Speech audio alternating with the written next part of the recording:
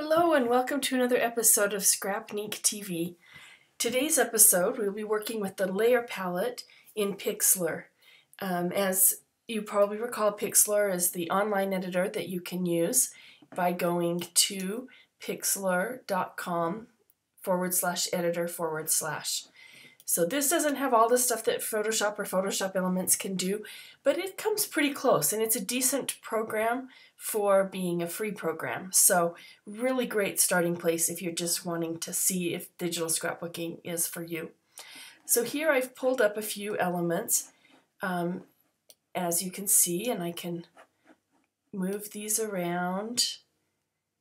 And over here it says layers. This is our layer palette. And we move this down on a bottom layer.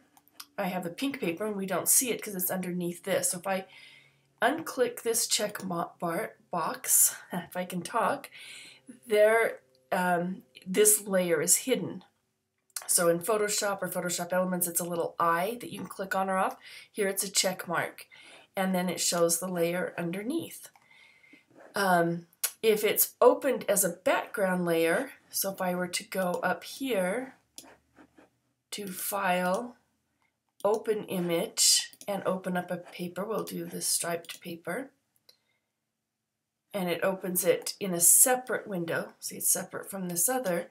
It has a lock on it, and originally these other papers had that lock as well. I'm just going to X that out. To remove that lock, you just double click it and then it gives the check mark.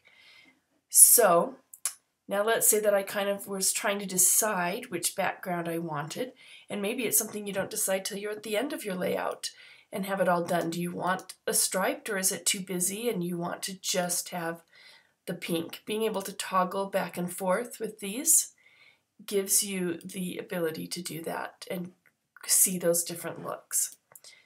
So for right now, we're going to leave that, and we're going to go up and we're going to add another layer to this.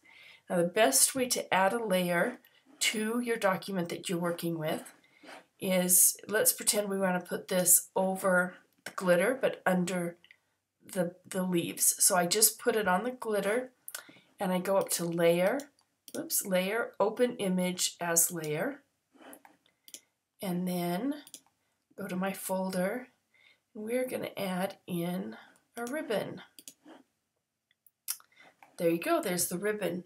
Now let's pretend that we get the ribbon added and we decide, you know what, I think I want my ribbon on the very top. We simply move it in the layer palette here on top of all of the other elements, and it shows it there as being on top. But then we may take a look and say, no, I'm going to put it back where I had it. It looks better there. Super easy to move things around that way. Now, let's pretend that we decide we want to make a copy of it. Rather than opening another layer, which we could do, or we could go to File, to Edit. No, excuse me. You would go to Layer and Duplicate Layer, and you would have another layer. And you can also go to Layer, Delete Layer to get rid of that layer.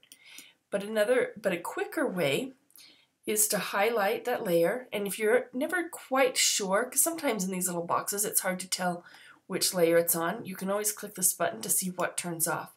So we can see that the layer we are on is our ribbon layer. So you can take that and drag it to this little white page, and that gave you a duplicate layer. Or to delete, you just click on it and drag it down to the garbage can, and it throws it away. Super quick, super easy, and yeah, very helpful. Knowing about your layer palette and understanding how layers work is a huge part of digital scrapbooking.